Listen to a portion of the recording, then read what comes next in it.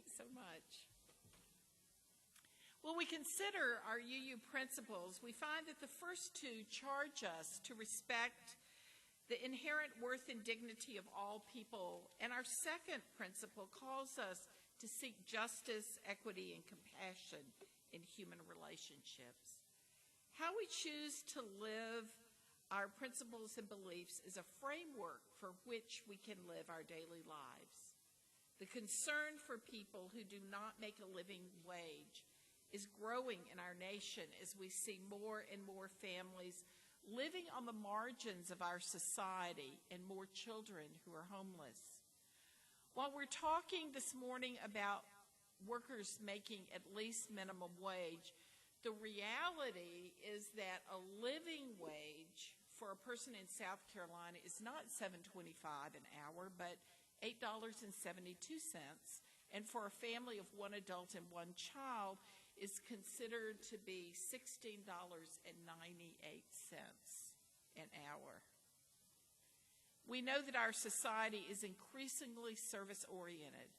As we've highlighted today, our lives are sustained by the individual and silent people who touch our lives indirectly, especially those who prepare and serve our food.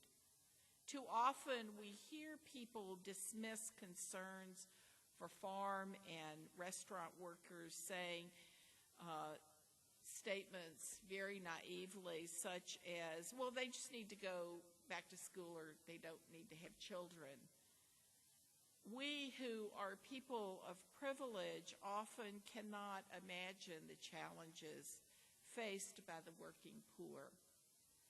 Yes, many people are able to begin again and to go to school, but the mountains that have to be moved are huge, and many people don't have a support system to provide a buffer for those trying to make a transition to a better life with a more stable income.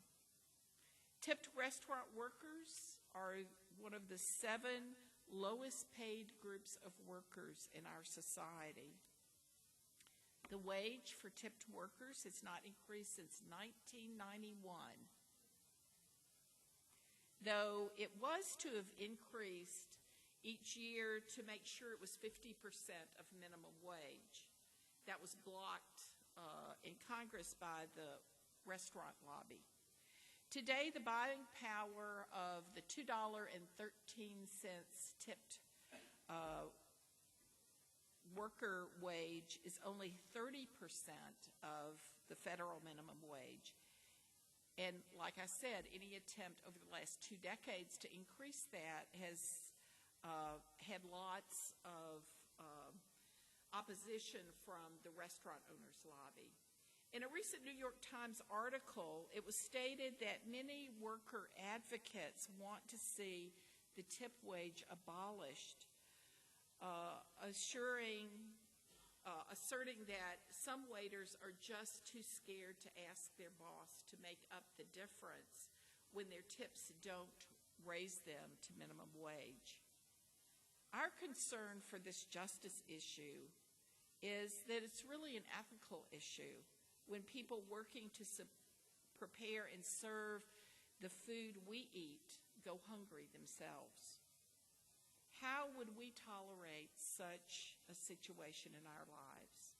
We all expect and hope for an increase in our income.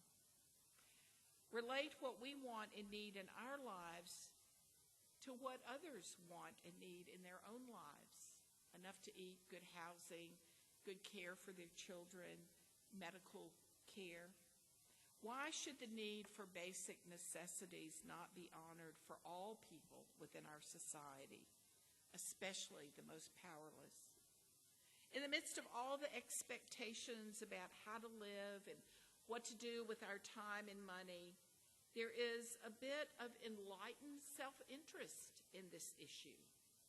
More and more people must work while they're sick, must put their children at risk because they can't miss work, must be dependent on federal and state resources. Each of us deserves to make a fair wage for a day's work. And even as we join with others to raise concerns about the plight of the working poor, we can do some simple things that show respect. We can remember a server's name. We can be polite and thank them for their service to us. We can ask a manager about their employment practices. That's why we have these stickers.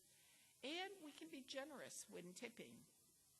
Over the years, I've met so many people working in restaurants who've been incredibly caring to me and to others, even as they worked hard and for long hours for little pay.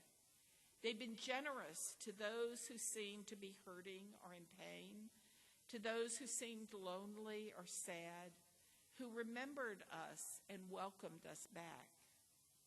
How we treat others speaks loudly about our beliefs and the values that motivate our lives. We benefit in so many ways from those who show kindness, even as they work hard for little reward. In their kindness, they teach us that we are all part of one world, interconnected and dependent on one another. I invite us to rise in body or spirit as we share hymn number 134, Our World is One World.